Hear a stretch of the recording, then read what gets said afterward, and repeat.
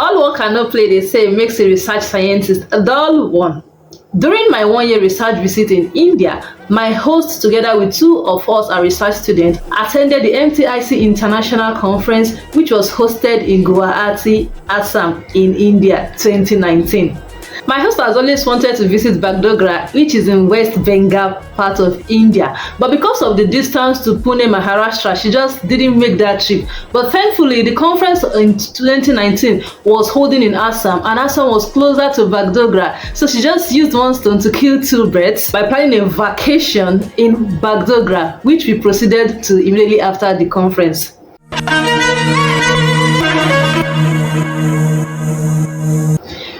Welcome back to Ginika Talks. My name is Ginika. If you're a new subscriber, you're welcome. Make yourself comfortable. And to my returning subscriber, thank you so much for your loyalty. In today's video, I'm going to be sharing popular tourist destinations that we got to visit in Bagdogra, India, and also the things we got to do at these locations. Oh, by the way, today is September 5th, and September 5th is Teachers Day in India, so it's safe to say Happy Teachers Day to my host. Bagdogra is a small hill station town resting at the foothills of the Himalaya in the Darjeeling district of West Bengal, and Bagdogra is very famous for tea. It is actually referred to as the Mecca of tea. Immediately after we landed at the Bagdogra airport, we boarded a cab that drove us down through this beautiful hill town. Our first stop was at Darjeeling. We had 4 places lined up to visit. We had Darjeeling to visit, Kalimpong, Mirik, and Gangtong. When we arrived Darjeeling, the weather changed. The cold that greeted me was nothing compared to what I imagined. Prior to our leaving, my guide emphasized that we got enough thermal wears, that the weather in Darjeeling is going to be very cold. I don't know what happened to me in 2019. I was not just prepared. I didn't know that cold is different from cold. During the day in Darjeeling, the highest temperature we got to was about 11 degrees in December, while at night it can get to as low as 2 degrees, if not less. Those of you in abroad, how are you coping? December is not even the coldest month in Darjeeling. The coldest month is actually January and February, and I can't imagine what they go through there. Now, this cold is not usually accompanied with snow. I never knew that weather could have adverse effect on me. Immediately, my mood changed. My whole hands, I had frostbite, I was shivering. All the excitement of the trip just flew out of the windows. To make matter worse, I had not gotten a proper food to eat that day. It was just, the usual Indian fries, but no rice, no swallow.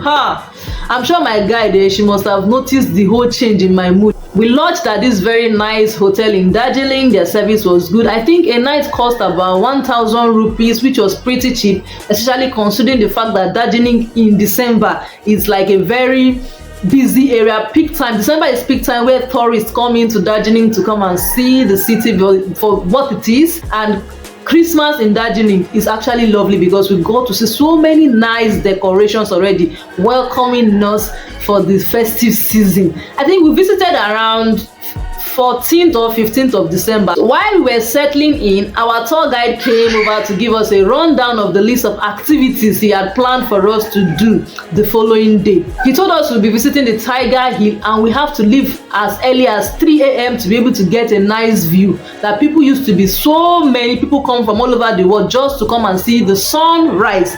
Seeing the sunrise is the peak of activity that goes on at Tiger Hill.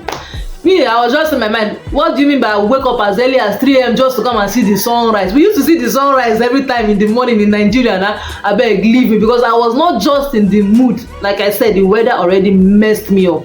True to his word, our tour guide was very punctual. He was there. We got up, dressed up, wore our thermals, our sweater, and off we went. The crowd that we saw, I was like, are these people okay? I don't know, man. You just left us this early morning.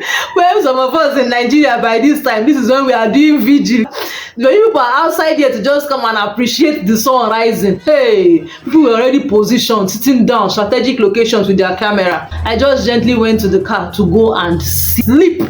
But looking back now, I honestly regret my action because I missed the opportunity of so many views, especially the Himalaya from that Tiger Hill station. We went visiting the Padmaja Naidu Zoological Park. It was a beautiful sight. We got to see lots of beautiful animals. Tourism is very good, going on holiday just to go and relax away from your work and all those your busy schedule. It was actually relaxing because Darjeeling is a hill town, so they had lots of mountains. We enjoyed trekking up and down the high mountains, just appreciating the serenity of the environment. We also went for paragliding, but trust me, the Nigerian girl in me will not allow me to paraglide.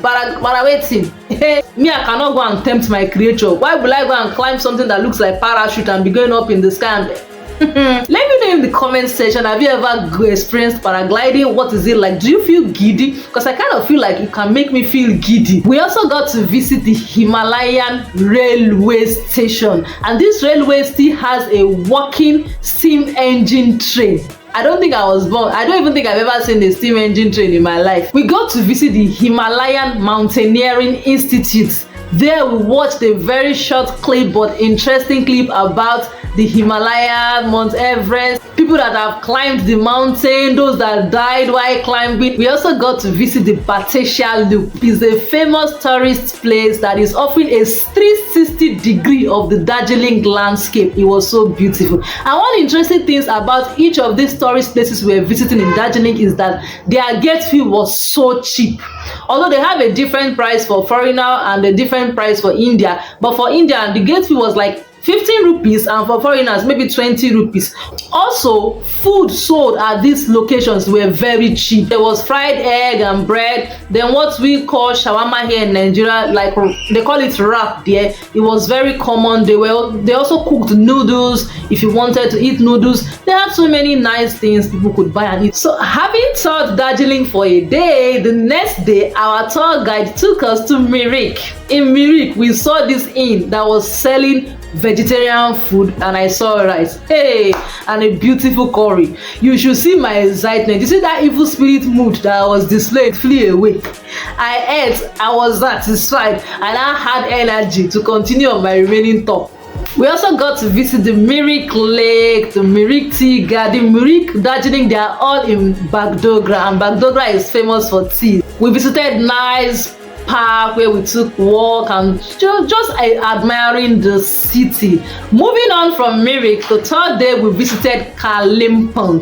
Kalimpong is also close to Mirik. In case you have plans to visit Darjeeling, you can also include Mirik and Kalimpong, two places you would tour that are close to Darjeeling. Kalimpong is a Buddhist town. They have this Buddhist temple. My guide and my lab mate were so eager to visit, and which they did. Kalimpong is famous for the abundance of plants like cactus, amaryllis, roses, and they were all beautiful sights. From Kalimpong, we went on to Gangtok, which is in Sikkim. Unfortunately, my host did not know that my India visa does not allow me access to Sikkim, and that I'll be needing a restricted area permit.